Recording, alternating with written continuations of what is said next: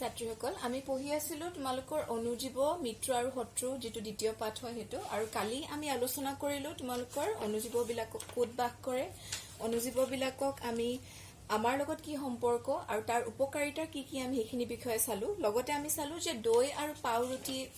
প্ৰস্তুত কৰোতে কোনবিলাক অনুজীৱৰ ব্যৱহাৰ কৰা হয় হেখিনি বস্তু আমি আগৰ ক্লাছত আলোচনা কৰিলো আজি যেটো বিষয় আমি আলোচনা কৰিম হেতু হৈছে অনুজীৱৰ বাণিজ্যিক ব্যৱহাৰ এতিয়া বাণিজ্যিক বুলি কলে যেতিয়া আমি যিকোনো বস্তু বজাৰত বৃহৎ পৰিমাণে কিবা এটা বস্তু পাবলৈ বিচাৰো বজাৰত গৈ পেলাই যেতিয়া এটা বস্তু কিনোগে তেতিয়া হেতু বাণিজ্যিকভাৱে প্ৰস্তুত কৰা এটা বস্তু হয় হৰুকে যদি মই কিবা এটা বনাও ঘৰৰ কাৰণে হেতু বাণিজ্যিকভাৱে নহয় কিন্তু যেতিয়া আমি ফ্যাক্টৰীত বনাও বা ডাঙৰ কিছুমান ফ্যাক্টৰীত বনাই পেলাই আমি বজাৰত মুকলি কৰি দিও তেতিয়া হেতু বাণিজ্যিকভাৱে পোৱা এটা বস্তু এতিয়া অনুজীৱবিলাকৰ বাণিজ্যিক ক্ষেত্ৰত ব্যৱহাৰটো কেনেকৈ হয় কিছুমান ক্ষেত্ৰত আমি যদি চাও আমি এটা বহুতখিনি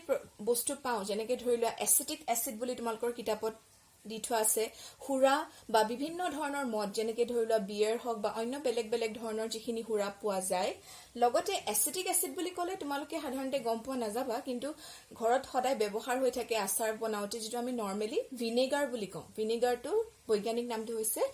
এসিটিক এসিড গতিকে এই যিখিনি বস্তু হয় হেখিনি বৃহৎ পৰিমাণে বনাবৰ কাৰণে ফ্যাক্টৰী বিলাকত ডাঙৰ ডাঙৰকে বনাবৰ কাৰণে হৰকৈ বনাবৰ কাৰণে কিছুমান বিশেষ ধৰণৰ অনুজীৱৰ ব্যৱহাৰ কৰা হয় আৰু সেই অনুজীৱ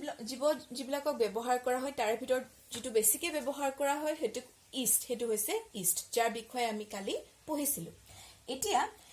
ইষ্টটো পাবৰ কাৰণে কেতিয়াবা প্ৰাকৃতিক পদ্ধতিৰ দ্বাৰাও ইষ্টটো পোৱা যায় কেনেকৈ পোৱা যায় কিছুমান ফলৰ ৰস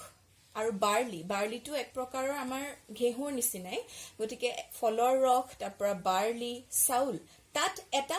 আমাৰ খাদ্যৰ উপাদান থাকে যেটোক আমি শৰ্কৰা বুলি কওঁ ক্লাস 6ত তোমালকে পঢ়ি আহিছা যেটোক আমি ইংৰাজীত কাৰ্বোহাইড্ৰেট বুলি কওঁ গতিকে এই যেটো শৰ্কৰা হয় যিবিলাক আমাৰ ফলৰ ৰসটো থাকে বাৰ্লিটো থাকে চাউলটো থাকে যেটো আমাৰ খাদ্যৰ এটা মেইন উপাদান আমাৰ কাৰণে বহুত প্ৰয়োজনীয় শক্তি দিয়ে আমাক গতিকে এই শৰ্কৰাটোৰ পৰা ইষ্টৰ প্ৰাকৃতিকভাৱে উৎপন্ন হয়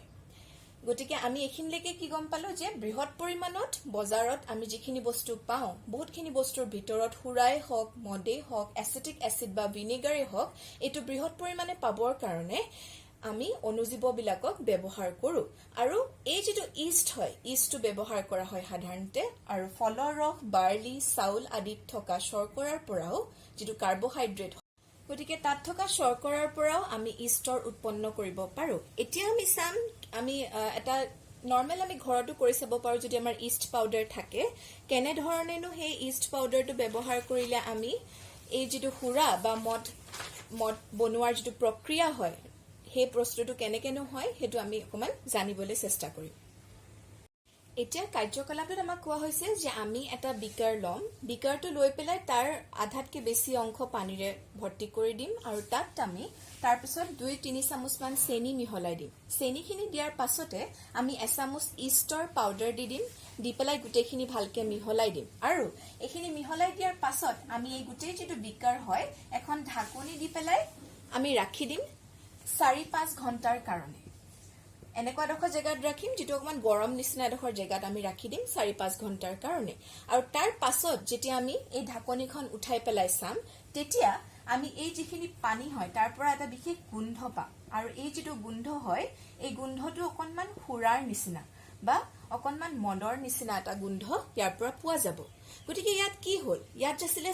চেনিটো এক প্ৰকাৰৰ শৰ্কৰা হয় গতিকে চেনিখিনিত যেতিয়া ইষ্ট দি দিয়া হল ইষ্টে চেনিখিনিত এটা বিশেষ ধৰণৰ প্ৰক্ৰিয়া কৰিলে ৰাসায়নিক প্ৰক্ৰিয়া কৰিলে যাৰ ফলত চেনিখিনি হুৰালৈ ৰূপান্তৰ হল গতিকে ইয়াত চেনিখিনি দিয়া আছিলে চেনিখিনি কি হলে ৰূপান্তৰিত হৈ গল হুৰালে ৰূপান্তৰিত হৈ গল আৰু কোনে কৰিলে এই কামটো ইষ্টৰ দ্বাৰা কৰা গল এই গোন্ধটো যে ওলালে হেতু হুৰাৰ গোন্ধ হয় আৰু এনে ধৰণে যেতিয়া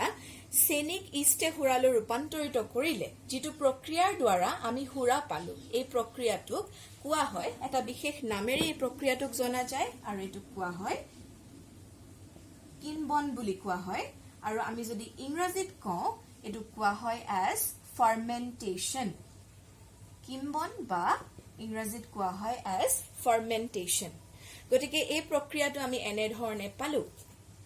এই প্ৰক্ৰিয়াটো ব্যৱহাৰ কৰি বিভিন্ন ফেক্টৰীত হওক বিভিন্ন ডাঙৰ ডাঙৰ কোম্পানীবিলাকত হওক তেনেধৰণে তেওঁলোকে বিভিন্ন সুৰাবিলাক বনায় এচিটিক এচিডো তেনেকুৱা কিছুমান প্ৰক্ৰিয়াৰ দ্বাৰাই বনোৱা হয় গতিকে এইখিনি বিষয়ে আমি গম পালো এতিয়া আমি আৰু এটা কথা জানি থম এই যে মই কলো কিম্বন বা ফাৰ্মেন্টেশনৰ যেটো প্ৰক্ৰিয়া হয় এটো হয় বুলি আমি গম পালো আমিটো কোনোবাই উলিয়াই দিয়াৰ কাৰণে গম পালো গতিকে যিজন ব্যক্তিয়ে প্ৰথমবাৰৰ কাৰণে কিম্বন বা ফাৰ্মেন্টেশন যেটো প্ৰক্ৰিয়াত আৱিষ্কাৰ কৰিছিল সেইজনৰ বিষয়ে আমি জানি থব লাগিব আৰু তেওঁ হৈছে লুইস পাস্তুৰ লুইস পাস্তুৰ যিজন আমাৰ ব্যক্তি হয় আমাৰ এজন বৈজ্ঞানিক হয় তেওঁ এই যেটো কিম্বন প্ৰক্ৰিয়া প্ৰথমবাৰৰ কাৰণে তেওঁৱে আৱিষ্কাৰ কৰিছিল এতিয়া আমি আলোচনা কৰিম অনুজীৱবিলাকৰ ঔষধি ব্যৱহাৰ তাৰ মানে দৰৱ প্ৰস্তুত কৰোতে অনুজীৱবিলাকক কেনে ধৰণে ব্যৱহাৰ কৰা হয় এতিয়া আমি জানো যে আমাৰ যেতিয়া গা বেয়া লাগে বা আমাৰ বেমাৰ হয় আমি কাৰ ওচৰলৈ যাওঁ আমি ডক্টৰৰ ওচৰলৈ যাওঁ আমি ডক্টৰৰ ওচৰলৈ যেতিয়া যাওঁ তেওঁলোকে কি কৰে এখন প্ৰেছক্ৰিপচনত তেওঁলোকে বিভিন্ন ধৰণৰ দৰৱৰ নাম লিখি দিয়ে যিবিলাকক কয় যে এইখিনি বস্তু আমি এনে ধৰণে খাব লাগিব গতিকে টেবলেটে হওক বা কেপচুলে হওক বা এন্টিবায়োটিক দিয়ে কেতিয়াবা কিবা আমাৰ কাটা সিঙা হলে বা কিবা হলে আমাক কি দিয়ে ডক্টৰে এন্টিবায়োটিক দিয়ে গতিকে সেই যিখিনি দৰৱ আমাক দিয়া হয় সেই ম্যাক্সিমাম যিবিলাক দৰৱ বা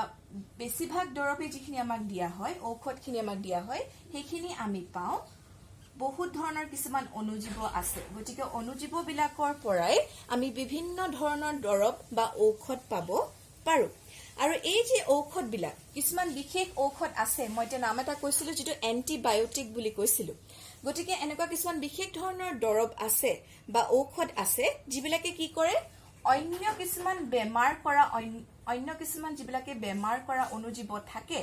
বেমাৰ কৰা অনুজীৱবিলাকক তেওঁলোকে ধ্বংস কৰি দিয়ে আমাৰ শৰীৰত যেতিয়া কিছুমান বেমাৰ কৰা অনুজীৱ আহি সোমাই যায় সেইবিলাকক কি কৰাত সহায় কৰে ধ্বংস কৰাত সহায় কৰে আৰু সেই বেমাৰটো যাতে আৰু বাঢ়ি নাযাওক তাৰ কাৰণে তেওঁলোকে বিশেষ ধৰণৰ ভূমিকা পালন কৰে গতিকে সেই যিবিলাক ঔষধ হয় যিবিলাক ঔষধ আমি অনুজীৱৰ পৰা পাওঁ আৰু সেই দৰৱটোৱে কি কৰে অন্য বেমাৰ কৰা অনুজীৱক আমাৰ শৰীৰৰ ভিতৰত ধ্বংস কৰি দিয়ে আৰু তাক বাঢ়িবলৈ নিদিয়ে বাধা দিয়ে বাঢ়িবৰ কাৰণে সেই দৰৱবিলাকক কোৱা হয় এন্টিবায়োটিক বুলি গতিকে এন্টিবায়োটিক কি হয় আমি গম পালো এটো ভালদৰে তোমালোকে বুজি থবা এতিয়া এন্টিবায়োটিক বিলাক আমি বেলেগ বেলেগ ধৰণৰ অনুজীৱৰ পৰা পাব পাৰো সাধাৰণতে ব্যাকটেৰিয়া আমি ব্যাকটেৰিয়া বিষয়ে পালো প্ৰথম ক্লাছত ব্যাকটেৰিয়া আৰু ভেকুৰৰ পৰা এই দুইটা প্ৰজাতি হয় আমাৰ অনুজীৱৰ প্ৰজাতি ব্যাকটেৰিয়া আৰু ভেকুৰ প্ৰজাতিৰ বিলাকৰ পৰাই সাধাৰণভাৱে বহুত ধৰণৰ এন্টিবায়োটিক প্ৰস্তুত কৰা হয় অকল এটা ব্যাকটেৰিয়া বা দুটা ব্যাকটেৰিয়াই নহয় বেলেগ ধৰণৰ বহুত ব্যাকটেৰিয়া আছে বহুত বেলেগ বেলেগ ধৰণৰ ভেকুৰৰ প্ৰজাতি আছে যাৰ পৰা এতিয়া হেখিনি আমি গম পালো যে বিভিন্ন ধৰণৰ এন্টিবায়োটিক আমি বিভিন্ন ধৰণৰ অনুজীৱৰ পৰা পাব পাৰো এতিয়া সাধাৰণতে আমি যিবিলাক ডক্টৰে দিয়ে তাৰে ভিতৰত আমি স্ট্ৰেপ্টোমাইসিন নামৰ এন্টিবায়োটিকটো দেখা পাওঁ টেট্ৰাসাইক্লিন নামৰ এন্টিবায়োটিক দেখা পাওঁ এৰিথ্ৰমাইসিন নামৰ এন্টিবায়োটিক দেখা পাওঁ পেনিসিলিন নামৰ এন্টিবায়োটিক দেখা পাওঁ গতিকে বহুত উদাহৰণ আছে তাৰে ভিতৰত তোমালোকৰ কিতাপত এইগিটাৰ বিষয়ে দিয়া আছে যদি সুধা হয় যে কেইটামান এন্টিবায়োটিকৰ নাম লিখা তেতিয়াহলে তোমালোকে এইগিটাৰ বিষয়ে লিখিব পাৰিব লাগিব এতিয়া এন্টিবায়োটিক প্ৰথম যিজন ব্যক্তিয়ে ডিস্কভাৰ কৰিছিলে বা আৱিষ্কাৰ কৰিছিলে তেওঁৰ বিষয়ে আমি জানিব লাগিব তেওঁ হৈছে আলেকজেণ্ডাৰ ফ্লেমিং আৰু তেওঁ যেটো এন্টিবায়োটিক ডিস্কভাৰ কৰিছিলে বা আৱিষ্কাৰ কৰিছিলে সেই এন্টিবায়োটিকটোৰ নাম আছিল পেনিসিলিন নামৰ এন্টিবায়োটিকটো আলেকজেণ্ডাৰ ফ্লেমিঙে প্ৰথমবাৰৰ কাৰণে আৱিষ্কাৰ কৰিছিলে আৰু তাৰ পিছৰ পৰাই গম পোৱা গৈছিলে যে অনুজীৱবিলাকৰ পৰা আমি এনেকুৱা কিছুমান ঔষধ পাব পাৰো যিবিলাক আমি অন্য বেমাৰ কৰা অনুজীৱক মাৰিবৰ কাৰণে বা ধ্বংস কৰিবৰ কাৰণে ব্যৱহাৰ কৰিব পাৰো এতিয়া আমি লগতে অন্য কিছুমান কথা জানি থম আমি এন্টিবায়োটিকৰ লগত